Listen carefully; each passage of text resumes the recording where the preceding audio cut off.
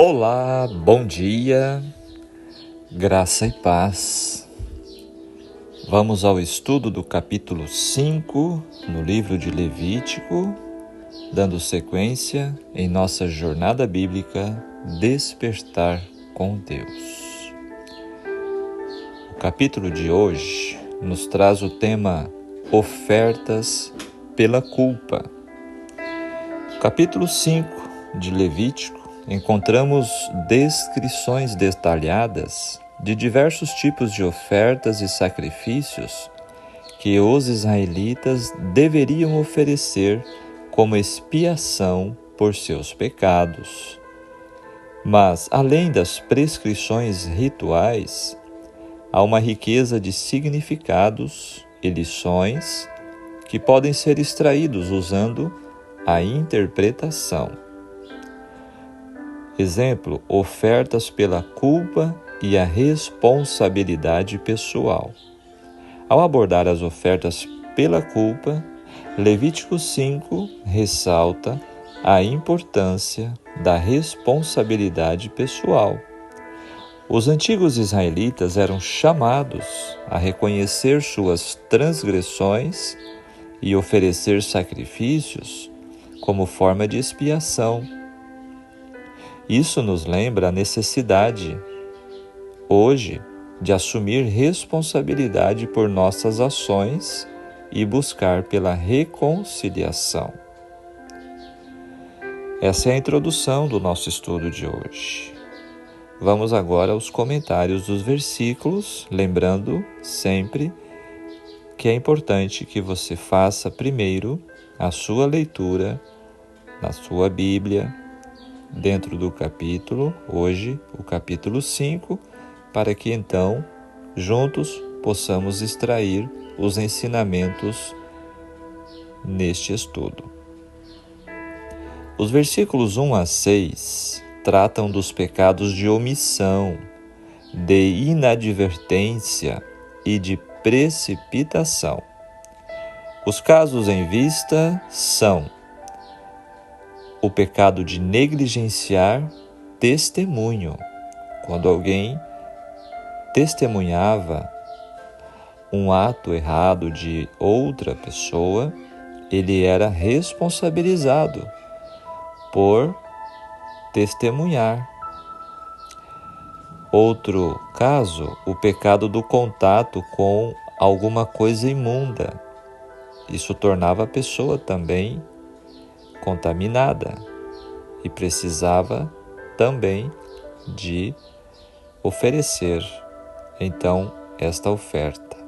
E outro, terceiro caso, o pecado de fazer juramentos precipitados, de acordo com o verso 4.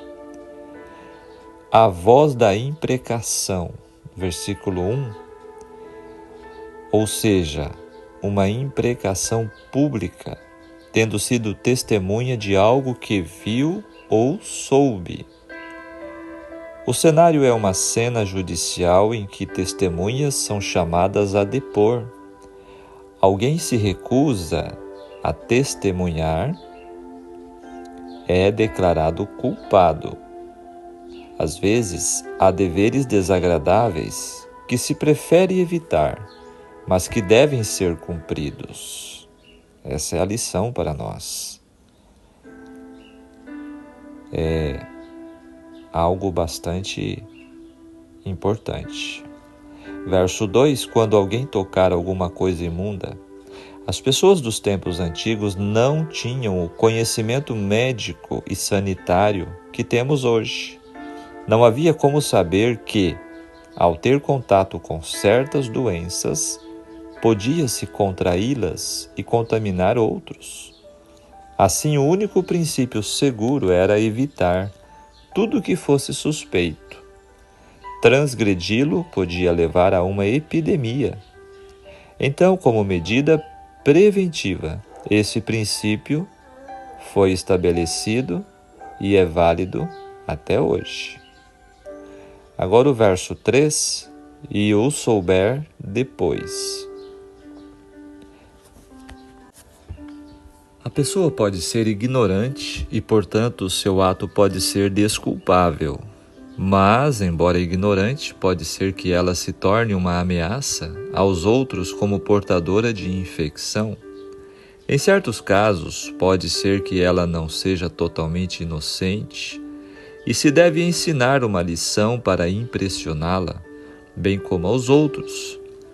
Alguns deliberadamente fecham os olhos para a luz, assegurando a si mesmos que, se não veem, estarão livres da responsabilidade da culpa. No entanto, em um julgamento, é preciso dar um relato, não apenas a respeito do que se sabe, mas do que se podia saber, caso a pessoa se esforçasse para tanto. Olha que detalhes interessantes nos trazem este estudo, este capítulo. O verso 4, quando alguém jurar temerariamente, ou seja, precipitadamente. Isso não se refere à conversação, mas à solene confirmação de uma promessa a ser cumprida ou para refrear-se de fazer certas coisas.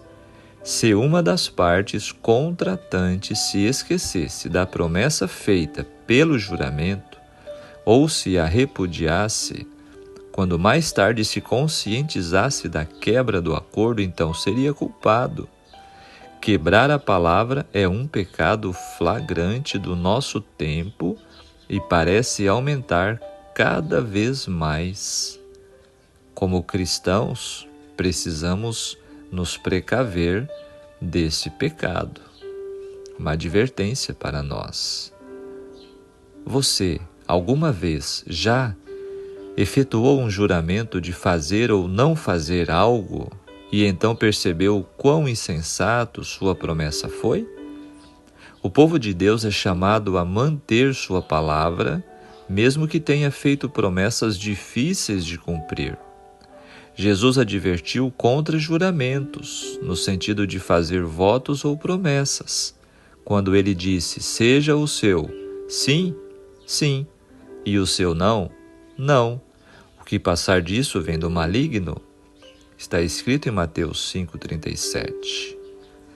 Nossa palavra deveria ser suficiente. Se achamos que temos que reforçá-la com um juramento, algo está errado com a nossa sinceridade. A única promessa que estamos desobrigados a cumprir são promessas que levam ao pecado. Uma pessoa sábia e autocontrolada evitará fazer promessas precipitadas. Ensinamento muito importante nos traz este capítulo, né? Verso 5 agora, confessará. O ofertante tinha de confessar a Deus o seu pecado para então receber o perdão. O inteiro sistema de sacrifícios não poderia auxiliar o pecador, a não ser que ele trouxesse o seu sacrifício com uma atitude de arrependimento e um desejo de confessar o seu pecado. Hoje, por causa do sacrifício de Cristo na cruz, não temos que fazer sacrifícios de animais, mas é ainda vital que confessemos nosso pecado, porque a confissão mostra o reconhecimento da realização do pecado, a percepção da santidade de Deus e nossa humildade perante Deus e o desejo de se afastar do pecado. Mesmo a morte de Jesus será de pouco valor para nós se não nos arrependermos e o seguirmos. É como a vacina contra uma perigosa doença. Não nos será útil se não entrar em nossa corrente sanguínea.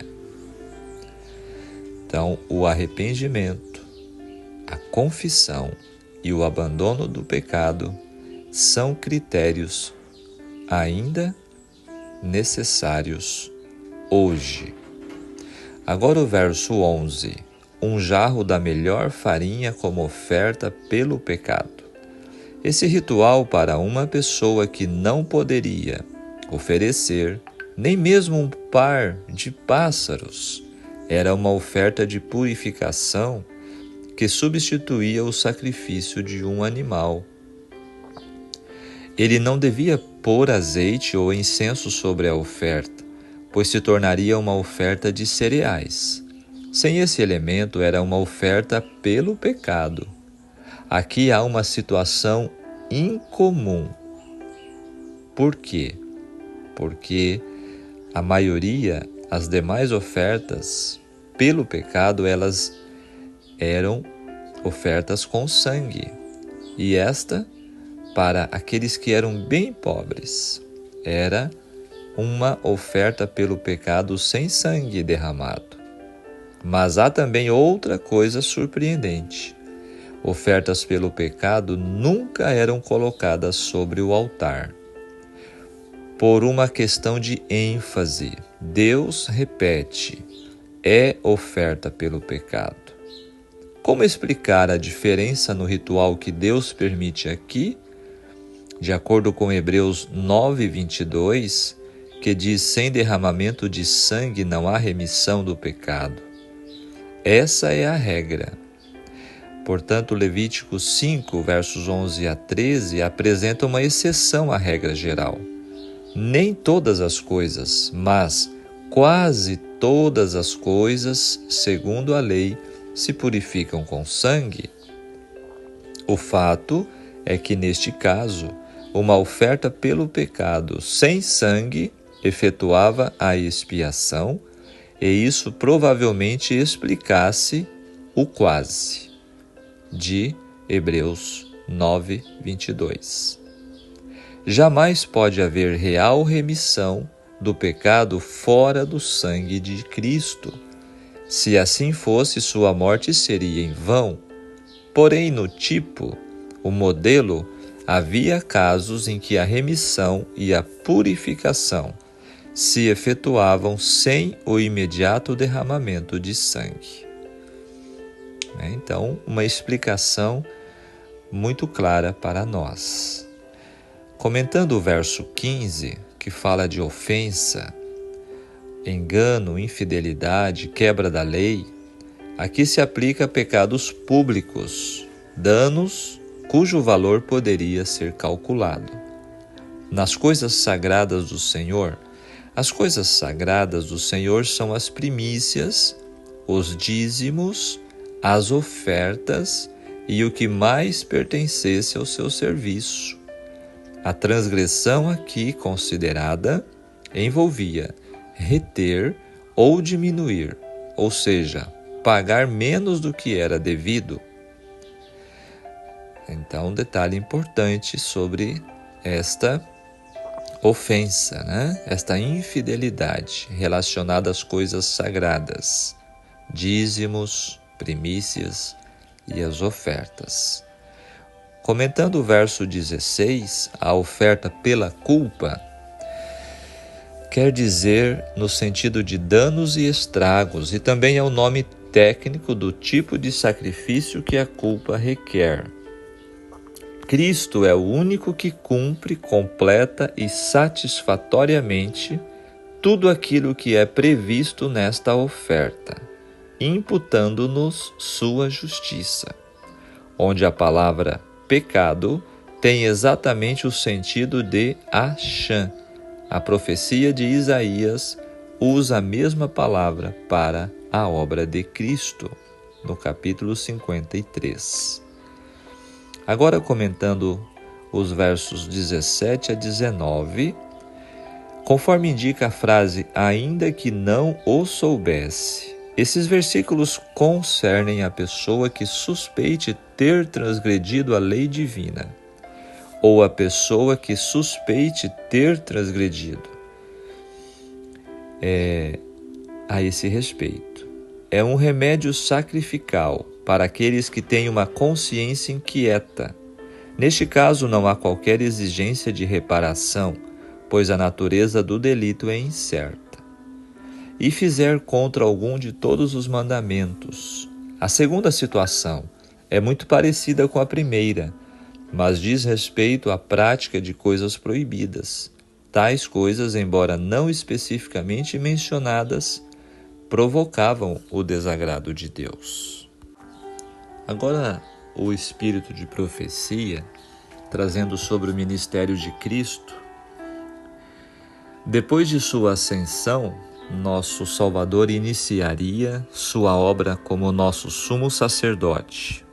Diz o apóstolo Paulo: Cristo não entrou num santuário feito por mãos, figura do verdadeiro, porém no mesmo céu, para agora comparecer por nós perante a face de Deus, conforme está em Hebreus capítulo 9, verso 24. Assim como o ministério de Cristo devia consistir em duas grandes divisões, ocupando cada uma delas um período de tempo e tendo um lugar distinto no santuário celeste, semelhantemente, o ministério típico consistia em duas divisões, o serviço diário e o anual, e a cada um deles era dedicado um compartimento do tabernáculo. Assim como Cristo, por ocasião de sua ascensão, compareceu à presença de Deus, a fim de pleitear com seu sangue em favor dos crentes arrependidos. Assim o sacerdote, no ministério diário, aspergia o sangue do sacrifício no lugar santo em favor do pecador. O sangue de Cristo, ao mesmo tempo que livraria da condenação da lei o pecador arrependido, não cancelaria o pecado. Este ficaria registrado no santuário até a expiação final. Assim, no cerimonial típico, o sangue da oferta pelo pecado removia do penitente o pecado, mas este permanecia no santuário até ao dia da expiação. Patriarcas e Profetas, página 357. Fala este texto explicativo. Agora o tópico, aplicando o estudo de hoje em nossas vidas, como entender o estudo do capítulo 5, aplicando para hoje. A santidade é um processo divino na humanidade contaminada pelo pecado. Rituais instituídos divinamente orientam o caminho do pecador a desfrutar a presença do Criador. O livro de Levítico, de forma geral, está inteiramente associado com o conteúdo do livro de Êxodo, que conclui com a descrição do santuário, ao qual está associada toda forma de culto externo descrito em Levítico. Continuando as formas de sacrifícios e ofertas dos primeiros capítulos, Levítico 5 orienta quanto aos sacrifícios por pecados ocultos, pela culpa e pecados por ignorância. Há sacrifícios especiais pela culpa resultante do engano, blasfêmia, precipitação e impureza, consistindo assim num capítulo de conteúdo riquíssimo. A oferta da transgressão contra Deus, a oferta da culpa, retrata Cristo expiando os aspectos nocivos do pecado. O perdão de Deus poderia ser experimentado por todo aquele que praticava os rituais sem ignorar o seu significado espiritual. Desta forma, a transgressão do culpado seria perdoada por Deus. Contudo, a expiação de pecados por ignorância ou pecados por negligência deveria ser acompanhada pela restituição ao indivíduo prejudicado, conforme os versículos descrevem no capítulo de hoje. Note também que Deus prezava pelo pobre, reconhecendo e considerando sua situação. Assim, o pobre deveria oferecer 2 rolinhas ou pombinhos ao sacerdote, como oferta pela culpa. E se fosse realmente paupérrimo, o transgressor deveria levar pelo menos uma porção de farinha. Queridos amigos ouvintes da Palavra de Deus, Deus proveu perdão para pecados cometidos por ignorância, negligência e imprudência. A diferença basilar dessas ofertas está na exigência adicional da restituição. Além da oferta pelo pecado, deveria acontecer a restituição. Isso nos mostra que o pecado é seríssimo, inclusive pecados involuntários, quando apontados, devem ser devidamente tratados. Pessoas descobertas em pecados devem arrepender-se e então restaurar a quem prejudicou. Para quê? A fim de reatar o relacionamento com Deus?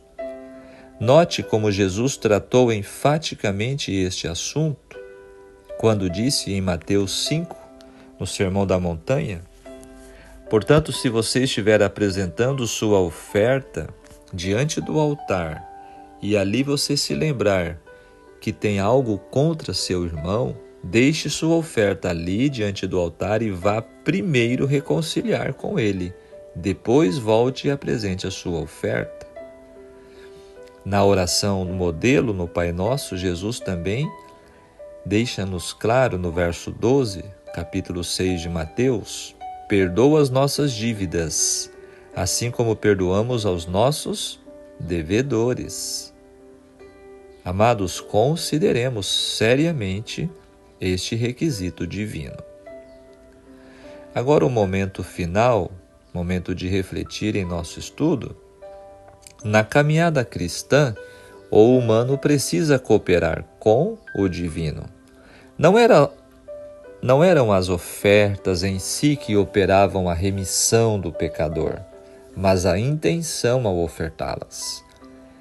Existe hoje uma necessidade absurda por divulgação da imagem. As redes sociais estão cheias de aparência, enquanto a realidade da maioria absoluta grita por socorro. Por outro lado, parece que as redes se transformaram em uma espécie de ferramenta de justiceiros, onde vulgo cristãos julgam que atirar os pecados de outros no ventilador os tornará melhores do que eles. Não é diante das pessoas que devemos aparecer, mas é diante do altar do Senhor, oferecendo-lhe o nosso enganoso coração, a fim de que não seja o eu exaltado, e sim o Cristo que nele habita. É muito sério isso aqui. Uma das funções das ofertas era a confissão de pecados. A verdade precisava ser dita diante do Onipotente. Isso não significava que o pecador tinha de confessar diante de todos os seus pecados, e sim diante de Deus e do sacerdote oficiante. Mas todas as vezes que um filho de Israel carregava a sua oferta a caminho do tabernáculo, o que acontecia? Ele precisava atravessar parte do acampamento até chegar lá. Isso nos mostra que somos todos pecadores e carecemos da graça de Deus. A mesma atitude que o Senhor esperava de Israel espera de nós hoje, que quando virmos nossos irmãos indo ao Senhor em busca de perdão, nos alegremos e cooperemos com o Senhor no processo de resgate. No que estiver ao nosso alcance, encaminhemos o errante aos pés do Salvador. Mesmo sem essa intenção, os algozes da mulher adúltera a levaram ao melhor lugar do mundo. Enquanto o seu pecado era divulgado nas redes sociais da época de Israel, publicamente, né? Jesus manteve o silêncio e escreveu em lugar em que facilmente seriam apagados, na terra, na areia, os pecados de seus acusadores. Ali ela não encontrou palavras condenatórias, mas o perdão de um Deus que a amava incondicionalmente. Concluindo nossa reflexão de hoje, pode ser que você esteja passando por uma situação semelhante, pode ser que você não tenha encontrado braços para lhe amparar, mas dedos para lhe acusar. Saiba você que ainda assim há um Deus que está bem perto de você e que as pedras que lhe ameaçam a vida não têm mais poder do que a rocha eterna, a rocha da nossa salvação, Cristo Jesus, que nos diz, como disse para a mulher, nem eu tampouco te condeno. Vai e não peques mais. Conforme está no capítulo 8 do Evangelho de João, versículo 11.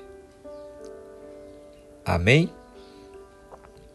Esse foi o nosso estudo de hoje. Capítulo 5 do livro de Levítico, nos trazendo sobre a quinta e última categoria de oferta, a oferta pela culpa.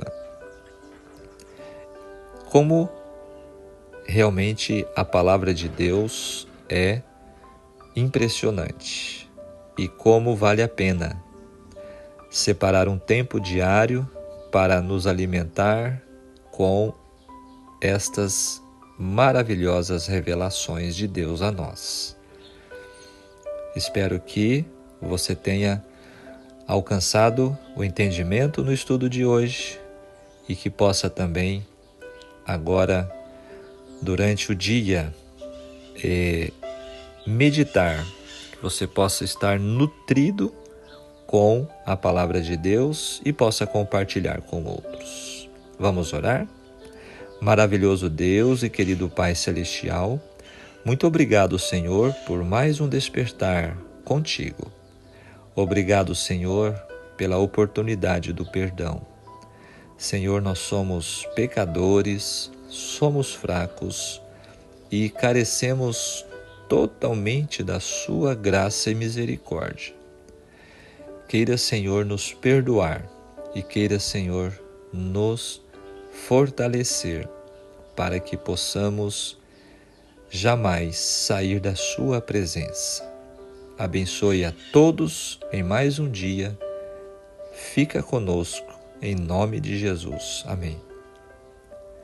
Que Deus te abençoe, que Deus te guarde. Tenham todos um ótimo dia e até amanhã, se Deus nos permitir. Um grande abraço. Tchau, tchau.